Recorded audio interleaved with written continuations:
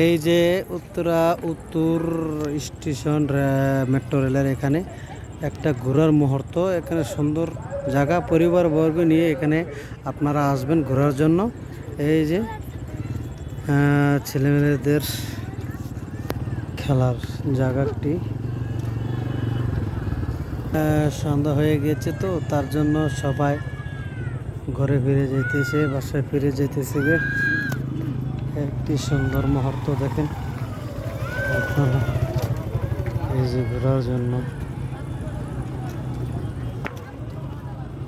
আচ্ছা, এখানে পানি কতটুকু উপরে?